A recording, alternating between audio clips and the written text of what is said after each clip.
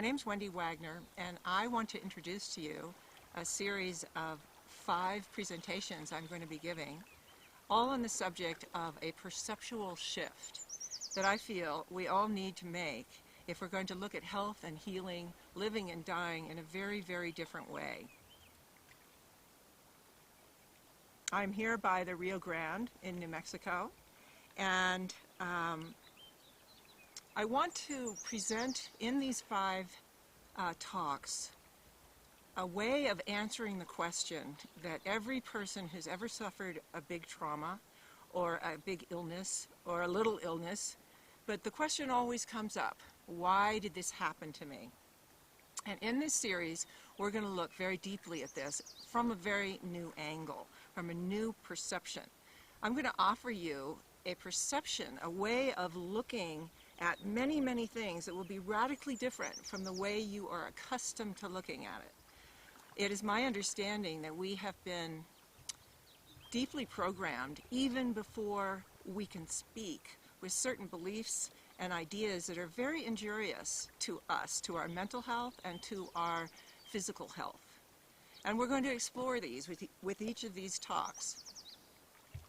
I first want to explain to you some of where this information came from. I am a psychotherapist and have been since the 1980s, and a meditator since the 1980s. And when I was diagnosed with cancer, stage 2 cancer, 3 years ago, it came as a very big shock to me, as I'm sure it does to everybody. But there was no external reason why I should have gotten cancer. In other words, a lot of people look at nutrition, they look at poor living conditions, living in cities, eating a lot of toxins. None of those things were true for me. So I knew I had to find my answers someplace else. Plus, everything on the internet was way too confusing. And I went back to a teacher I had back in the late 1970s who had a profound influence on my mind. And I went, okay, you're going to have to, with all of this, you're going to have to really follow some of the things he taught you, I mean all of the things he taught me, and really bring it into your body, bring the whole idea of healing into the body. And he said at the time that to understand what he was trying to teach me, I would have to flip most of what I thought and most of what I perceived 180 degrees. And over the almost 40 years since he taught me this, I have tested it like crazy, deeply, and found that everything he taught me was very relevant and very much improved my quality of life more and more and more as I practiced continually with it. There are certain principles that are going to underlie all of these talks, and I want to present those to you now, which is the first and foremost is, and he said this categorically, everything that comes to you is for your benefit. So that's a big 180 flip, especially when you're dealing with a big diagnosis. It's like, okay, and so I started with that. It was like, okay, you've got cancer, it's scary. Now, how am I going to find the benefit of this? And it took me on a journey, an inquiry, that I discovered so many things that I want to share with you because it was revolutionary for me, and I think it will be for almost everyone.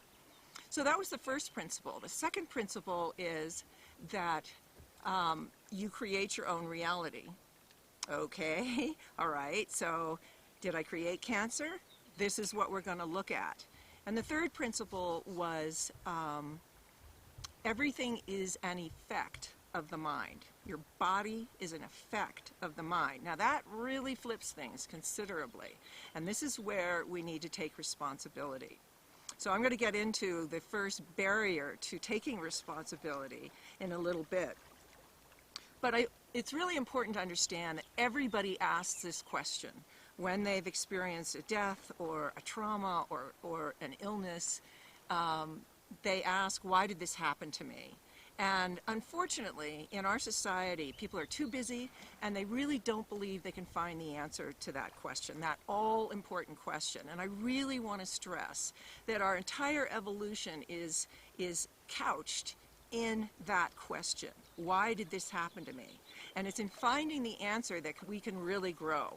Because, and here's the really important part of my cancer journey was that I found that when I deeply investigated why I created it, or why it came to me, I found that it was a giant treasure chest. It was offering me treasures that have completely changed my point of view around healing and illness and given me innumerable gifts. I doubt there's a day that goes by where I don't thank cancer for radically changing my life. And this is so much what I want to share with you.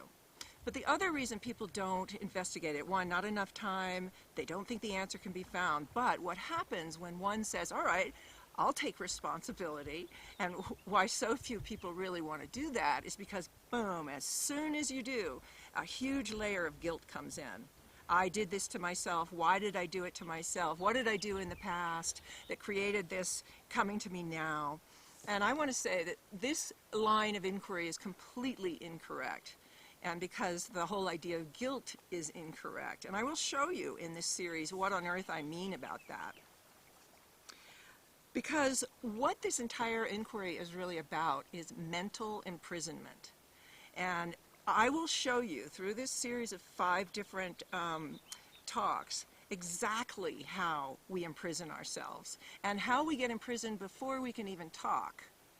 And these imprisonments are extremely potent. They cause tremendous limitation in our lives and illness. Illness, you can call illness actually a giant limitation.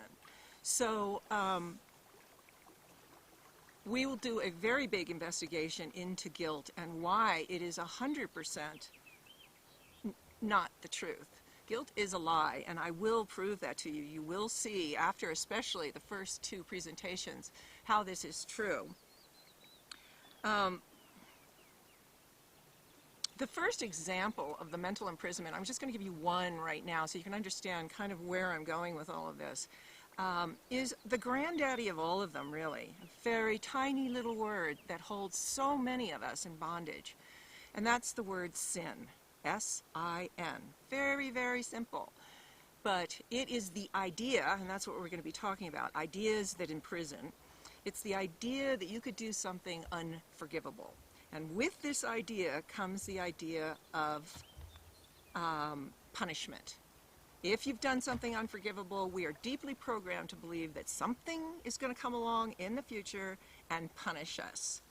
And we're going to bust through this entire illusion because, and here's the start of the flip, if you look back through history, the whole meaning of the word sin has been changed radically, 180 degrees in fact, and we must go back to its original meaning to find any sort of meaning in life whatsoever.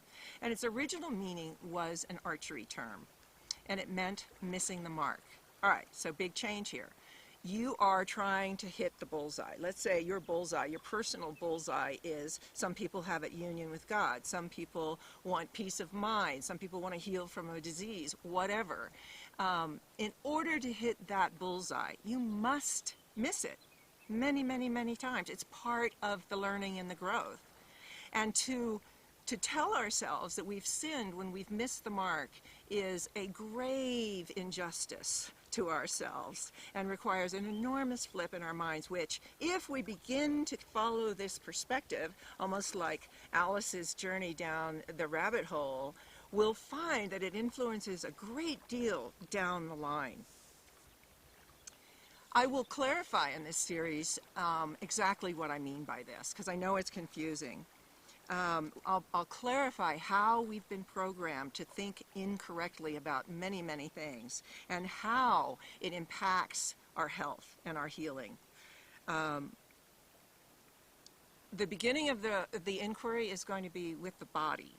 And in this, we'll be looking at the ways that we were programmed and conditioned starting at conception and going all the way up to young adulthood. I'm going to look at this from a very big perspective of all the ingredients piled on us at the same time. And you'll see that it's a lot of programming is going into this to make us hate our bodies and to distance ourselves from our bodies, to numb ourselves out from our bodies. Okay, so that's the first one. The second one will be about guilt, and it's a juicy one for sure. And you will see extremely clearly by the end of that second one where the chains are involved with guilt and how much the whole concept of guilt contributes to our ideas of limitation, ideas of punishment, and really, really decrease the quality of our lives. The third talk will be about conflict. And what I found in really exploring my own personal conflicts was that conflict is actually a more subconscious sensation or feeling than guilt is. We're all aware of our guilt, but boy did I uncover a lot of conflict. And all of us live with thousands of conflicts going on within ourselves every day, all day. And my feeling is we have to start becoming aware of these because these conflicts are killing us. It's self against self. Now, what do you suppose, what kind of effect is that going to have over time? It's going to be beat you down. It's not contributing to life and to growth. The fourth talk will be about temptations. What are the temptations of the mind when you've received a big trauma or a big illness, a diagnosis or whatever? The mind has certain ways it deals with these things that are programmed and habitual and really don't help at all. In fact, will make us sicker and will bring us into more fear. We're going to look at the relationship between these temptations of the mind and fear, and how many of these will get in the way of our recovery. There's a lot of them. And the final will be about recovery, and there's a lot that will be in that. I'm going to give, with all of these presentations, I'm going to give remedies. It's not just like, you know, the body, we got a bad idea about the body, we need to fix it. No, it's going to be remedies. How do you fix it? Of course, mindfulness is a very, very big piece of the remedy for all of them. So we'll also learn in the final presentation on recovery the power of intention. What do you want for yourself? What's going to be the result of having this illness or whatever? You know, what do you want?